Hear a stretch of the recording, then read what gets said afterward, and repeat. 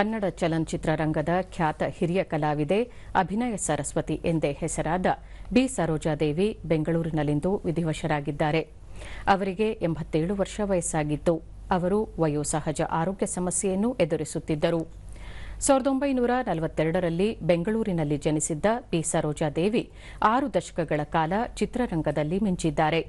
ಕನ್ನಡ, ತಮಿಳು, ತೆಲುಗು ಮತ್ತು ಹಿಂದಿ ಚಿತ್ರಗಳಲ್ಲಿ ನಟಿಸಿರುವ ಅವರು ಸುಮಾರು 200 ಚಿತ್ರಗಳಲ್ಲಿ ಬಣ್ಣ ಹಚ್ಚಿದ್ದಾರೆ. ಮಹಾಕವಿ ಕಾಳಿದಾಸ ಚಿತ್ರದ ಮೂಲಕ ಚಿತ್ರರಂಗಕ್ಕೆ ಪಾದಾರ್ಪಣೆ ಮಾಡಿದ್ದರು. ಒಂದು ಕಾಲದಲ್ಲಿ ಕನ್ನಡದ ಬೆಳ್ಳಿತೆರೆಯಲ್ಲಿ ಬೆಳಗಿದ ಬಹುಭಾಷಾ ಅಭಿನೇತ್ರಿ ಬಿ ಸರೋಜಾದೇವಿ ತಮ್ಮ ಅಮೋಘ ನಟನೆಯ ಮೂಲಕ ಎಲ್ಲರ ಗಮನ ಸೆಳೆದಿದ್ದರು. ರಾಜ್ಯ ವಿಧಾನಸಭೆ ವಿರೋಧ ಪಕ್ಷದ ನಾಯಕ ಆರ್ ಅಶೋಕ ಬೆಂಗಳೂರಿನ ಮಲ್ಲೇಶ್ವರಂನಲ್ಲಿರುವ ಬಿ ಸರೋಜಾದೇವಿ ಅವರ ನಿವಾಸಕ್ಕೆ ತೆರಳಿ ಪಾರ್ಥಿವ ಶರೀರದ ಅಂತಿಮ ದರ್ಶನ ಪಡೆದರು.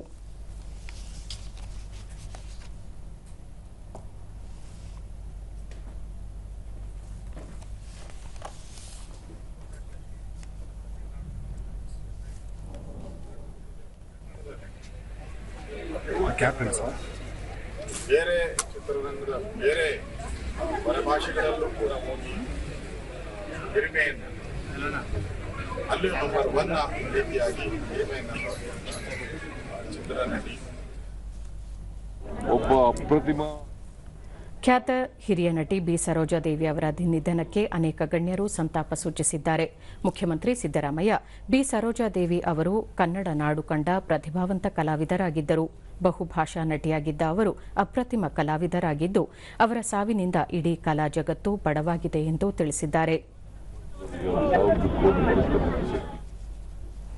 ಉಪಮುಖ್ಯಮಂತ್ರಿ ಡಿಕೆ ಶಿವಕುಮಾರ್ ಕನ್ನಡದ ಹಿರಿಯ ನಟಿ ಅಭಿನಯ ಸರಸ್ವತಿ ಎಂದೇ ಖ್ಯಾತರಾಗಿದ್ದ ಬಿ ಸರೋಜಾದೇವಿ ಅವರ ನಿಧನದ ಸುದ್ದಿ ನೋವು ತಂದಿದೆ. ಕನ್ನಡ ಸೇರಿದಂತೆ ಪಂಚಭಾಷೆಗಳಲ್ಲಿ ನಟಿಸಿ 6 ದಶಕಗಳ ಕಾಲ ಚಿತ್ರರಂಗಕ್ಕೆ ಸೇವೆ ಸಲ್ಲಿಸಿ ಸೈ ಎನಿಸಿಕೊಂಡಿದ್ದರು ಎಂದು ಸ್ಮರಿಸಿದ್ದಾರೆ.